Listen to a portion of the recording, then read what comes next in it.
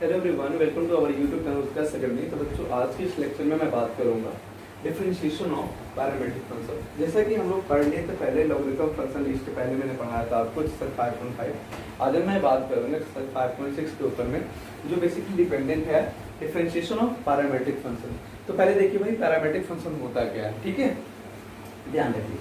Parametric function होता क्या है, सिंपल मैं आपको बता देता हूँ।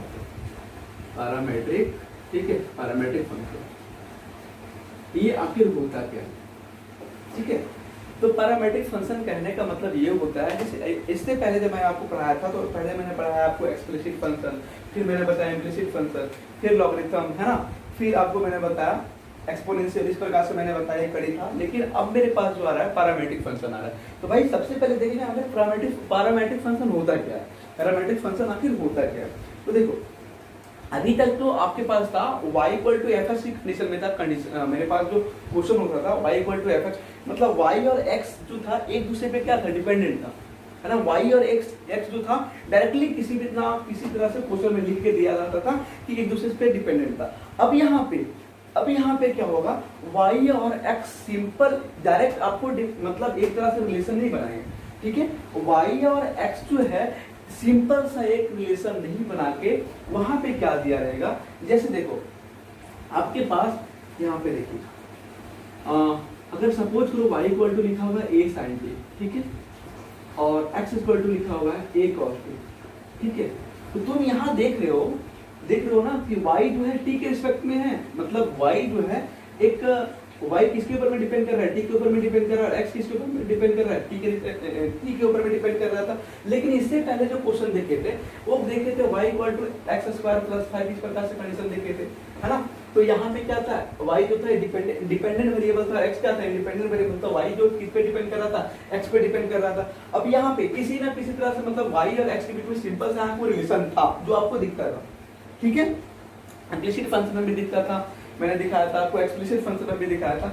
लेकिन यहाँ पे क्या कंडीशन आ रहा है कि सिंपल सा रिलेशन ना होके, मतलब यहाँ पे एक अलग सा फंक्शन आ जा रहा है, अलग सा एक वेरिएबल आ रहा है। कौन आ रहा है, t, है ना। जो दोनों का वैल्यू, दोनों x और y का जो वैल्यू है किसके ऊपर में डिपेंड कर रहा है, t के ऊपर में डिपेंड कर रहा है, ठीक है। और ध्यान रखिएगा, ऐसे ही फंक्शन को हम क्या कहते हैं, पैरामेट्रिक फंक्शन कहते हैं। क्या कहते हैं, पैरामेट्रिक फंक्शन। ध्यान रखिए, यहाँ पे t कुछ भी हो सकता है, ऐसा नहीं कि मतलब t, ऐसा भी हो सकता है कि y equal to a sin square theta, ये भी हो सकता है, x इक्वल टू हो सकता है आपके पास b, कुछ भी दे दे, सिंपल sin थीटा भी दे सकता है, या तो cos थीटा दे दिया, सिंपल cos थीटा दे दिया, ठीक है।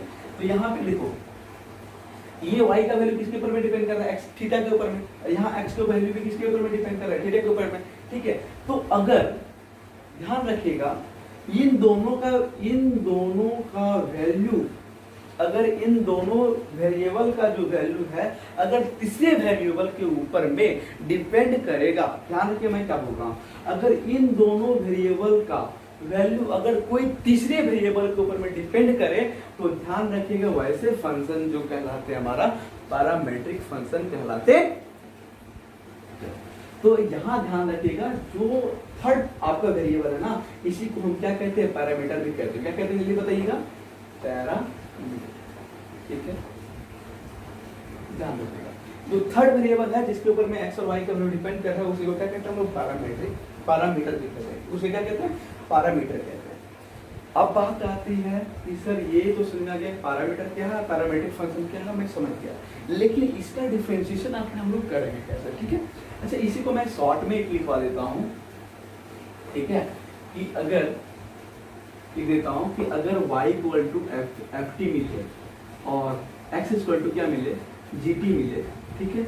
और यहाँ पे जो ये जो y equal to f t है और x इक्वल टू जो जी टी है, अब ध्यान रखिएगा यहाँ पे वेयर जो हम बोलेंगे t जो है क्या है, पैरामीटर है, ठीक है भाई, पैरामीटर, ठीक है। अब ध्यान रखिएगा, अच्छा इसका डिफरेंशिएशन हम लोग कैसे करेंगे, तो यहाँ पे हम लिखेंगे dy by d x equal to d, ठीक है ना। ये वाला कंडीशन का इसका जो डिफरेंशियल करेंगे किसके रिस्पेक्ट में करेंगे, dy बाई dt होगा, और इसका डिफरेंशियल किसके रिस्पेक्ट में होगा, dx बाई dt होगा, ठीक है। तो यहाँ पे dy बाई ds कैसे निकालेंगे, dy बाई dt बाई कितना dx/dt। ध्यान रखिएगा, सिंपल सा कंडीशन बोलेंगे कि dy/dx अगर निकालना है तो क्या निकालेंगे, dy/dt बाई कितना dx/dt। ये होगा पैरामीट्रिक फंक्शन का डिफरेंशिएट करने का रूल। अच्छा ध्यान रखिए, जैसे मैंने एक क्वेश्चन लिखा था आपके पास क्वेश्चन क्या लिखा था, y इक्वल टू था a sin t और x इक्वल टू था a cos t। ठीक है, इसका क्या निकालना था, फाइंड dy/dx। ठीक है, देखो ऐसे फंक्शन का डिफरेंशिएशन कैसे करेंगे, तो सबसे पहले जो हमारे पास जो दिया हुआ ना y, पहले y दिया हुआ a sin t, इसका डिफरेंशिएशन करो क्या आएगा, तो dy/dt कितना होगा जल्दी बताइए, तो a तो कांस्टेंट है, sin में कितना होगा cos t हो गया। ठीक है, अब देखो एंड x का वैल्यू कितना है जल्दी बताइए, x का वैल्यू है a cos t, इसका डिफरेंशिएशन कितना होगा dx/dt, तो बताइए कितना। अच्छा बहुत लोग आपको ना ऐसा समझाएंगे कि dy/dx जो वैल्यू होगा हम क्या करते हैं, ये dt से dt कर जाएगा तो dy/dx आ जाएगा, लेकिन ये अलग फंक्शन है, ये क्या अलग फंक्शन है, ये भी अलग फंक्शन है।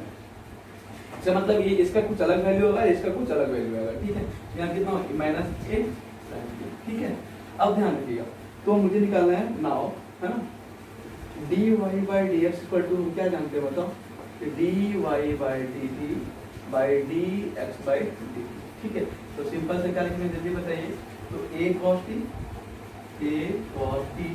बाई कितना -a sin t, तो a से a कट जाएगा, cos t by sin t कितना आएगा माइनस cot t, ये हो गया हमारा आंसर माइनस cot t। ये हो गया क्या मेरा आंसर इस फंक्शन, ये क्वेश्चन का आंसर हो गया। ठीक है, अब ध्यान रखिएगा, करना कुछ नहीं है, क्या करना है आपको, जो dy/dx है, ठीक है, dy/dx इक्वल क्या होगा, dy जो फर्स्ट कंडीशन जो था फर्स्ट फंक्शन का इसके रिस्पेक्ट में करना है, जो थर्ड वेरिएबल उसके रिस्पेक्ट में क्या करना है, आपको डिफरेंशिएशन करना है, और दोनों का क्या करना है, यहाँ पे dy/dt निकालना है, यहाँ पे dx/dt निकालना, दोनों पर डिवाइड कर देंगे।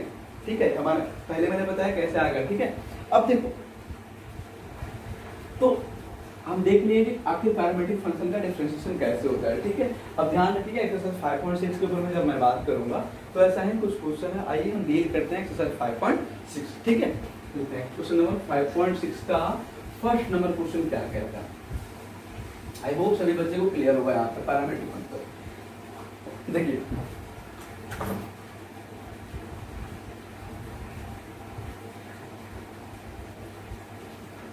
हाँ, कहता है if x and y are connected parametrically, है ना, बाय द इक्वेशन। देखो मतलब x और y ना एक पैरामीटर से क्या है, जुड़ा हुआ है, सिंपल समझ लो, और आपको क्या करना है कि without eliminating the parameter find dy/dx, मतलब पैरामीटर को एलिमिनेट नहीं करना है, पैरामीटर को क्या करना नहीं है, एलिमिनेट नहीं करना है, और क्या निकालना है, dy/dx निकालना है। फर्स्ट क्वेश्चन क्या लिखा हुआ है, देखिए फर्स्ट क्वेश्चन लिखा हुआ है x equal to 2a/t², exercise 5.6 first number question क्या लिखा हुआ है, देखिए तो हम लोग देखेंगे फर्स्ट नंबर क्वेश्चन क्या लिखा हुआ है, x इक्वल टू 2a/t² और y इक्वल टू क्या लिखा हुआ है, y इक्वल टू लिखा हुआ है a⁴।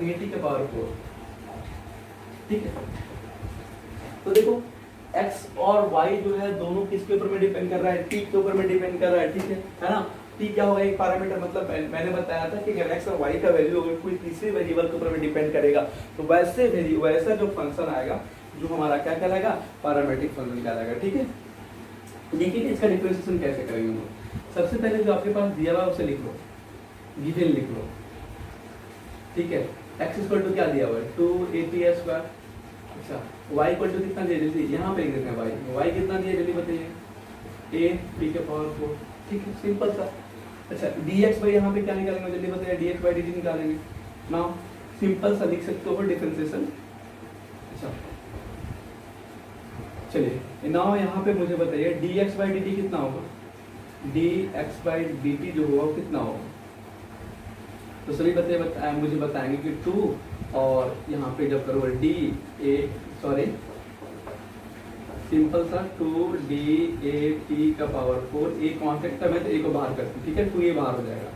ठीक है, और dt²/dt मतलब कितना हो जाएगा जल्दी बताइए, तो 2 2 4 480, आप सभी बच्चे जानते हो, है ना। अब यहाँ पे निकालो, ऐसा करो, इसको एक अलग साइज में कर देते हैं। ठीक है, अब यहाँ पे dy/dt निकालो, क्या आएगा जल्दी देखिएगा, तो ए कांस्टेंट डी टी के पावर 4 बाई डी टी कितना आएगा 4 AT ना आपको क्या करना है therefore dy by dx equal to मैंने क्या बताया था आपको dy by dt है ना by dx by dt ठीक है। अब ध्यान रखिएगा जैसे आप जाओगे dy by dt है ना तो सिंपल लिखेंगे dy by dx equal to जो होगा dy by dt कितना है 4AT क्यूब है ना और इसका 4A t दिया है t लिख दो 4A से 4A कंप्लीट एक t से है ना तो t स्क्वायर बचेगा केवल t स्क्वायर मतलब कितना आएगा देखिए dy by dx है ना इक्वल टू t स्क्वायर ये हो गया सिंपल सा ठीक है। सिंपल सा क्या करना है जो आपके पास कंडीशन दिए हुए हैं उसका क्या करना है थर्ड के जो पैरामीटर है उसके उसमें क्या करना है आपको डिफरेंशिएशन करना है और फिर आपको dy by dt equal to जो मैंने बताया dy by dt equal to by d कितना dx by dt है ना। जो काटते दिखाना नहीं है काटना नहीं है अगर कोई काटोगे गलत हो जाएगा ठीक है गलत हो जाएगा ये अलग कुछ कंडीशन कहता है और ये कुछ अलग वैल्यू बताता है ठीक है। अब ध्यान रखिए सेकंड नंबर क्वेश्चन क्या कहता है इसका मैं इसे रेज करता हूँ क्वेश्चन नंबर सेकंड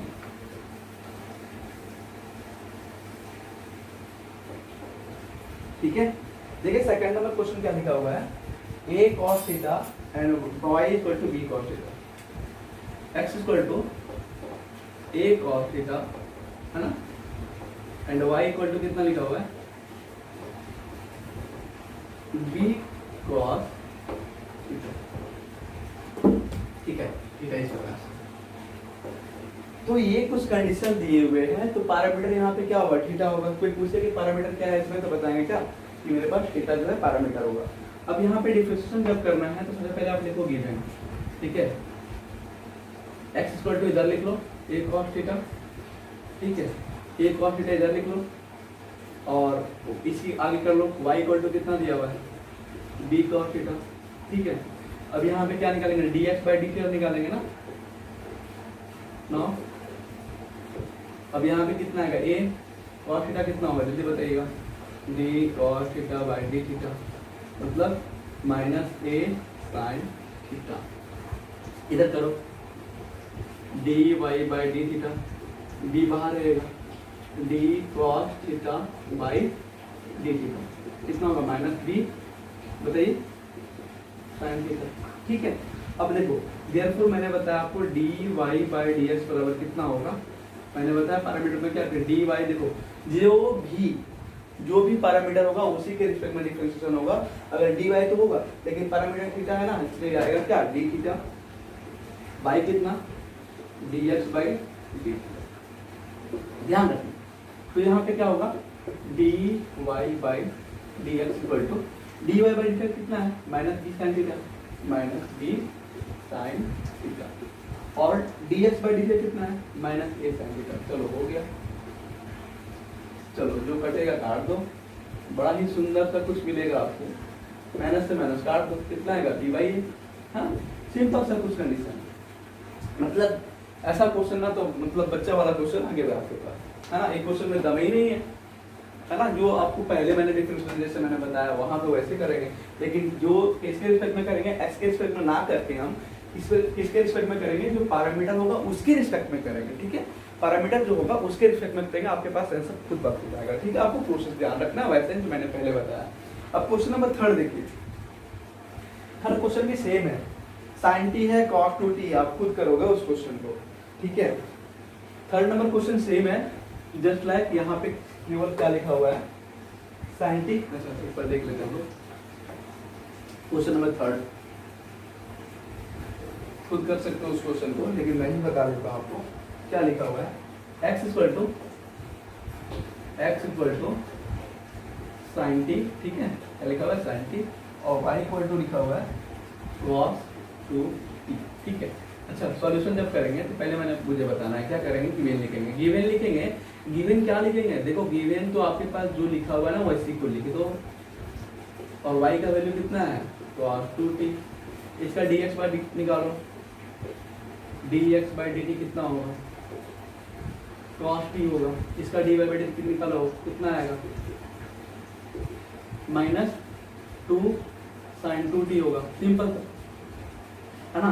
नाउ क्या देयरफॉर क्या करना है कि dy बाई dx का वैल्यू आप जानते हो ना कि dy by dt by dx by dt, ठीक है। तो देखो dy बाई dx कितना है cos t माइनस बाई कितना -2 sin 2t, ठीक है। अगर इसी को मैं थोड़ा सा सुधार के लिखूँ तो क्या लिखेंगे dy by dx equal to minus आगे ऊपर में तो cos t। अच्छा ध्यान रखना sin 2t का एक फॉर्मूला होता है ना, 2 sin t into cos t, ये sin 2t ये 2 आगे रहेगा sin, ठीक है। चलो cos t से cos t कंप्लीट, तो dy by dx equal to कितना होगा -1/4 sin t, और 1/sin t आप जानते हो बचपन से ही नहीं क्लास 10 में जानते हो ना क्या होता है 1/sin t cos t cos a 4 cos a हो गया हमारे पास आंसर, सिंपल था, ठीक है।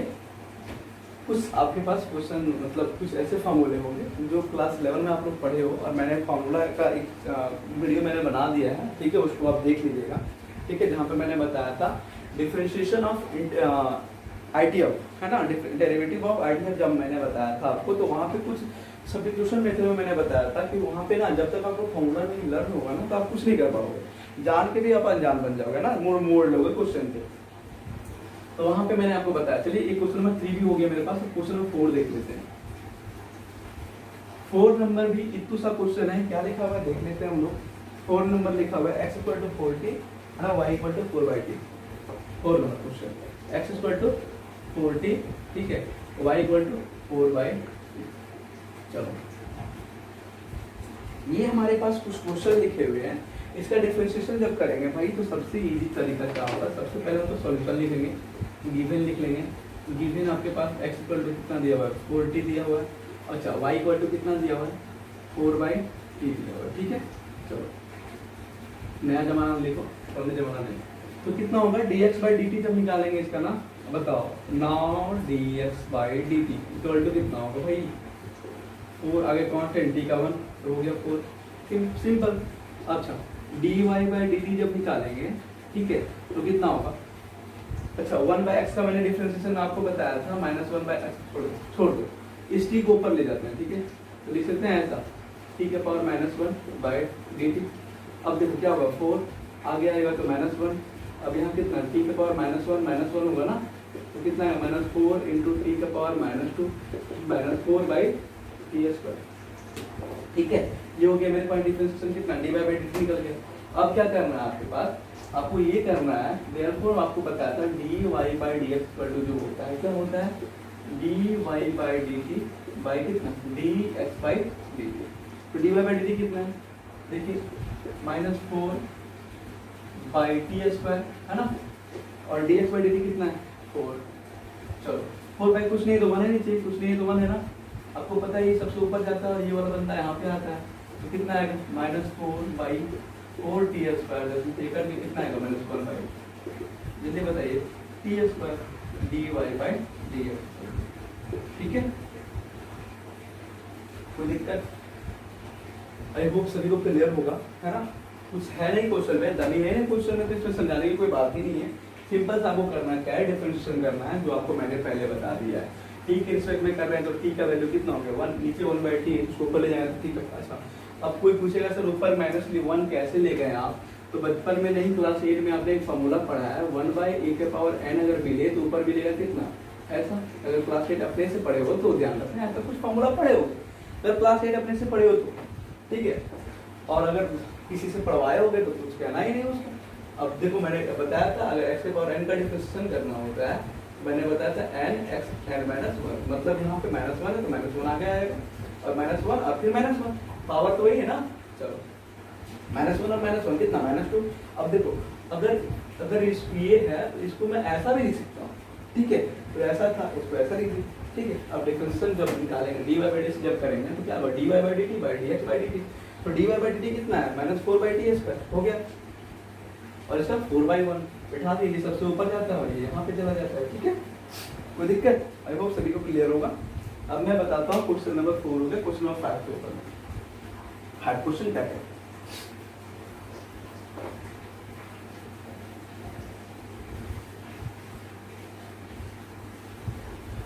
5 नंबर क्वेश्चन एक्सरसाइज 5.6 का।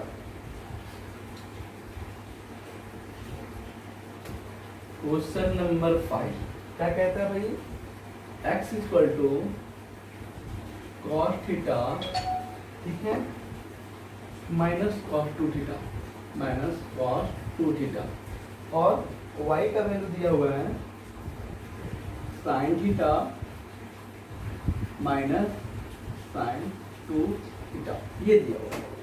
डिफरेंशिएशन का मतलब dy बाई डी एक्स आपको निकालना है, ठीक है। थीटा पैरामीटर है, उसके रिस्पेक्ट में डिफरेंशिएशन करते हैं, इसमें तो कोई नया बात है नहीं। सबसे पहले क्या करेंगे, गिवन लिखेंगे ना,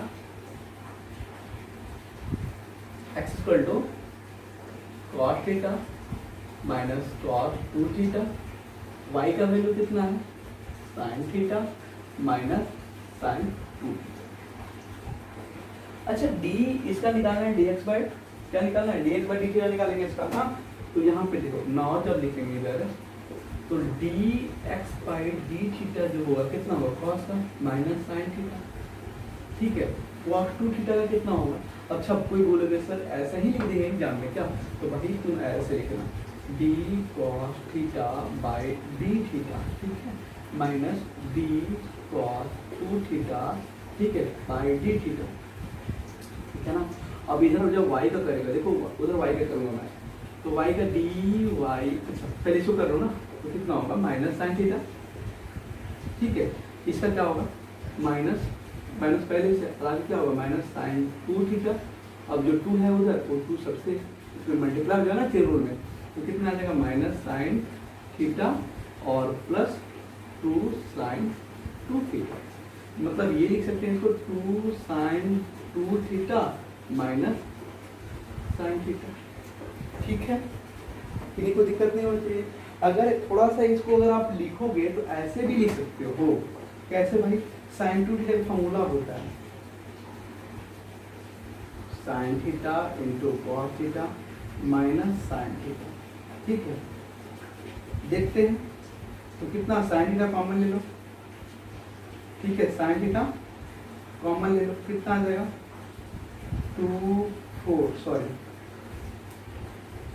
4 कॉस थीटा माइनस 1, ठीक है। और जिनको ये नहीं आगे कंडीशन समझ में आया वो कुछ नहीं, यही तक देखना, ठीक है। अब क्या करना है dy बाई डी थीटा निकालना है, तो क्या करेंगे, तो साइन थीटा का कितना होगा जानते हो, है ना, साइन 2 थीटा, है ना। चलो चेन रूल में मैंने बता दिया आपको, 2 D theta by d theta, ठीक है। साइन का कॉस थीटा, साइन थीटा कितना होगा यहाँ जल्दी बताइए, तो कॉस 2 थीटा, अब ये 2 आगे आ जाए, ठीक है। अब देखो ये निकल गया dy बाई डी थीटा, ठीक है, dy बाई डी थीटा। अब क्या करना है यहाँ पे ना, आपको देयरफॉर मैंने बताया था dy by d x equal to dy by d theta by d x by d theta, ठीक है। अब क्या करना है dy बाई डी थीटा कितना है आपके पास cos theta minus 2 cos 2 theta, ठीक है। इसको सिंपल लिख दो ऊपर वाला, नीचे कुछ लिखने की जरूरत नहीं, वही जो ऊपर आया कितना है देखो 2 sine 2 theta minus sine theta, ये हमारे क्या हो गया dy बाई डी एक्स हो गया, ठीक है। आई होप सभी को क्लियर होगा, कोई भी तरह का परेशानी नहीं होनी चाहिए इस क्वेश्चन में, बहुत ही ईजी है। केवल डिफरेंशिएशन करना आपको पूर्वज वाला तरीका से, है ना। पूर्वज वाला तरीका कहने का मतलब जो हमने पहले पढ़ दिया, मैंने पहले जो पढ़ा दिया आपको उसी का कंडीशन का यूज करना है, ठीक है।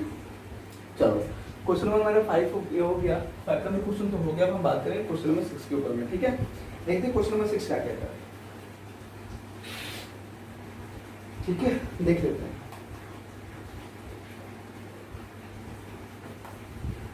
क्वेश्चन नंबर 6 11 तक क्वेश्चन है, मैं इसमें 6 तक बता देता हूँ इस वीडियो में, फिर अगला वीडियो जो मेरा आएगा उसमें मैं बताऊंगा 6 से लेकर आगे तक, ठीक है, मतलब 7, 8, 9, 10, 11, ठीक है। इसमें 6 नंबर क्वेश्चन देखिए, वो भी इंपॉर्टेंट क्वेश्चन है, बहुत ही इंपॉर्टेंट क्वेश्चन है। 6 नंबर क्या कहता है, x इक्वल टू a, है ना, थीटा माइनस साइन थीटा और y इक्वल टू लिखा हुआ है a 1 प्लस कॉस थीटा। चलो बड़ा ही सुंदर लिखा हुआ है, आपको करना कुछ नहीं, डिफरेंशिएशन करना है। क्या लिखना है? सबसे पहले बताइए, सॉल्यूशन लिखेंगे। गिवन x इक्वल टू क्या लिखा होगा? a theta minus sine theta. y का वैल्यू कितना होगा देख लो, यहाँ पे लिख लो y का वैल्यू। ठीक है, हम क्या करेंगे, ऐसा करो, इधर निकालो d x y d theta कितना होगा, ए कांस्टेंट बाहर रख देंगे और थीटा माइनस साइन थीटा का डिफरेंशिएशन करेंगे। ठीक है, इधर ए का ए बाहर, थीटा का कितना 1, साइन का कितना, चलो बहुत ही सुंदर। ठीक है, इधर देखिए d y by d theta जब निकालेंगे तो ए हमारा कांस्टेंट में बाहर रखेंगे और डी 1 प्लस कॉस थीटा, अब ध्यान रखिएगा बाई डी थीटा। अच्छा देखो ए 1 का डिफरेंशियल कितना 0, ठीक है, तो 0 और साइन का कितना, कॉस का कितना माइनस साइन, चलो माइनस साइन, तो कितना आएगा देखो, तो माइनस ए साइन थीटा। अच्छा, अब क्या करना आपको, करना ये है, मैंने जो बताया आपको कि नाउ है ना, तो देयरफॉर डी वाई बाई से डी एक्स इक्वल टू कितना होगा, d y by d theta by कितना d x by d theta. अच्छा d y by d theta कितना है बताइए, माइनस ए साइन थीटा, और d x by d theta a 1 minus cos theta. अच्छा ये से कट जाएगा। अब देखो, अब यहाँ पे देखिए, या तो फिर हाँ यहाँ पे देखिए आप क्या लिखा हुआ है, d y by d x equal to कितना हो गया, minus sine theta by 1 minus. अच्छा देखिए क्लास 11 में ना एक फॉर्मूला पढ़े होंगे आप लोग कि, देखिए कौन सा फॉर्मूला, फॉर्मूला ये था कि 1 plus cos 2 theta equal to 2 sine square, sorry 2 cos square theta, और 1 minus cos 2 theta equal to था 2 साइन स्क्वायर थीटा। ध्यान रखिएगा, अगर यहाँ पे 2 थीटा तो यहाँ पे अगर 2 है तो इधर इसका हाफ हो जाता है, अगर यहाँ पे थीटा है तो यहाँ पे थीटा बाई 2, यहाँ पे अगर थीटा तो यहाँ पे थीटा बाई 2। ठीक है, तो सिंपल सा कंडीशन आपको याद रखना है कि 1 minus cos theta equal to क्या होगा। अच्छा साइन देखो, एक फॉर्मूला और था कि साइन 2 थीटा इक्वल टू था आपके पास 2 sine theta into cos theta. ठीक है, लेकिन अगर इसमें 2 से डिवाइड दे दूँ तो यहाँ भी 2 से करना पड़ेगा, और यहाँ से जब 2 से डिवाइड होगा तो क्या आ जाएगा, थीटा आ जाएगा। ठीक है, तो सिंपल साइन वैल्यू कितना आ जाएगा, minus 2 sine theta into cos theta by कितना इसका 2 साइन स्क्वायर थीटा बाई 2। एक से ठीक है, सॉरी थीटा बाई 2 होगा, थीटा बाई 2 होगा, 2 से 2 गया तो कितना बचा देखो, minus cos theta by 2 by कितना साइन थीटा बाई 2। तो देखिएगा कि cos theta sorry D by d x, ठीक है, यहाँ पे कितना होगा ये माइनस कॉस थीटा बाई, ये क्लास 10 में तो पढ़ोगे फॉर्मूला कॉस बाई साइन कितना होता है, कॉस बाई साइन तो 1 नहीं होता है, क्या होता है, ये होता है कॉस थीटा। ठीक है, तो हम लोग देख लिए क्वेश्चन नंबर 6 के ऊपर में भी, अब 7 नंबर क्वेश्चन है और 8 नंबर क्वेश्चन है। ठीक है, इसको हम लोग अगला चैप्टर में देखेंगे, या तो अगला जब मेरा अगला पार्ट आएगा उसमें मैं बताऊंगा आपको क्वेश्चन नंबर 7, 8, 9, 10। ठीक है, क्योंकि इसमें मेरा वीडियो लंबा हो जाएगा, तो लंबा हो जाने के बाद थोड़ा सा MB भी ज़्यादा लगता है। ठीक है, MB भी ज़्यादा लगता है अपलोड करने में, तो आप लोग से क्या छिपाना है ना, आप लोग से क्या छिपाना कि क्या प्रॉब्लम होती है हमारे साथ। ठीक है, तो और एक दिन में डाटा पता है आपको कितना मिलता है, तो उसी अनुसार से काम करना पड़ता है, और एक दिन में कम से कम 2 वीडियो अपलोड करते हैं, तो कहीं ना कहीं मेरा डाटा ये भी कंप्लीट हो जाता है। और भी क्लासेस लेना पड़ता है, ऑनलाइन क्लास, जैसे कि अभी हमारे पास ऑनलाइन क्लास चल रहा है 9 क्लास का, 10 क्लास का, और जल्दी ही स्टार्ट होने वाला है 11 का, और 12 का ऑनलाइन क्लास चल रहा है, तो वहाँ पे भी डाटा यूज होता है ना, इसलिए कम लेंथ का बना के। देखिए कॉन्सेप्ट यही है आपका। ठीक है, यही कंसेप्ट अगर आप बनाना चाहोगे तो क्वेश्चन नंबर 6 तो हो गया, 7, 8, 9, 10, 11, 12, 11 तक आपके पास जो भी आपका लास्ट क्वेश्चन है वहाँ तक बन जाएगा। ठीक है, और अगर आप मेरे ऊपर छोड़ते हो तो कोई दिक्कत नहीं, मैं अगला लेक्चर में आपका यही चैप्टर कंप्लीट करूँगा। ठीक है, उसके बाद फिर एक और एक्सरसाइज होगा हमारे पास 5.7, जो हम लोग 5.7 में देखेंगे डेरिवेटिव ऑफ सेकंड ऑर्डर। ठीक है, सेकंड ऑर्डर डेरिवेटिव देखने के बाद हमारे पास एक नया चैप्टर बचेगा, मतलब 5.8 जो बचेगा, उसमें हम लोग पढ़ेंगे रॉलिस थ्योरम और लेग्रांज मीन वैल्यू थ्योरम। ठीक है, बहुत ही मजा आएगा उस चैप्टर में। ठीक है, बहुत ही इजी चैप्टर है, घबराए नहीं। बहुत लोग आपको बोलेंगे रॉलेस थ्योरम और लेग्रांज मीन वैल्यू थ्योरम बहुत ही टफ चैप्टर है, लेकिन मैं कहता हूँ सबसे इजी चैप्टर है। ठीक है, जिस प्रकार से ये सब चैप्टर आपको इजी लगा है, वो वैसे ही वो रॉलेस थ्योरम और लेग्रांज मीन वैल्यू थ्योरम भी आपका कंप्लीट होगा, इसलिए आप टेंशन ना लें, बेशक आप पढ़ते रहें। ठीक है, आपको जिस प्रकार से मैं कॉन्सेप्ट दे रहा हूँ उस कॉन्सेप्ट पे आगे क्वेश्चन बनाते रहें। ठीक है, और जहाँ तक मैंने पढ़ा आपको रिवाइज करते रहें। ठीक है, तब तक के लिए आप लोग अब देखिए क्या करना है, मैंने जल्दी बोल दिया तब तक के लिए, है ना। आपको क्या करना है कि रिवाइज करना है, अब रिवाइज करना है, और जो भी प्रॉब्लम होता है आपको कमेंट सेक्शन में जरूर बताइएगा कि सर मुझे यहाँ पे प्रॉब्लम हुई। ठीक है, ताकि मुझे भी पता चल पाए, फीडबैक मिल पाए कि देखो मेरे बच्चे को कहाँ पे प्रॉब्लम हो रही है, या तो अगर मैं समझाने मतलब अगर मैं आपको समझा नहीं पा रहा हूँ, या तो अगर मुझे लगे कि सर यहाँ पे कमी हो रही है, दैट मीन्स आप बता सकते हो। ठीक है, मैं हमेशा एक्सेप्ट करता हूँ। ठीक है, आप मुझे बता सकते हो कि सर आप अगर इसको इस प्रकार से बताते हैं तो और भी बेहतर हो सकता है। ठीक है, मैं आपकी हर मतलब कमेंट को देखता हूँ मैं कि कौन क्या कहता है नहीं कहता है। ठीक है, तो इसी के साथ आज का लेक्चर हम कंप्लीट करते हैं, और आप लोगों को क्या करना है, रिवाइज कर रहे हैं। इसी के साथ अपना लेक्चर कंप्लीट करते हुए मैं आप लोग को एक संदेश देना चाहूँगा कि आप लोग घर में रहिए, खुश रहिए, मुस्कुराते रहिए, सुरक्षित रहिए। जय हिंद।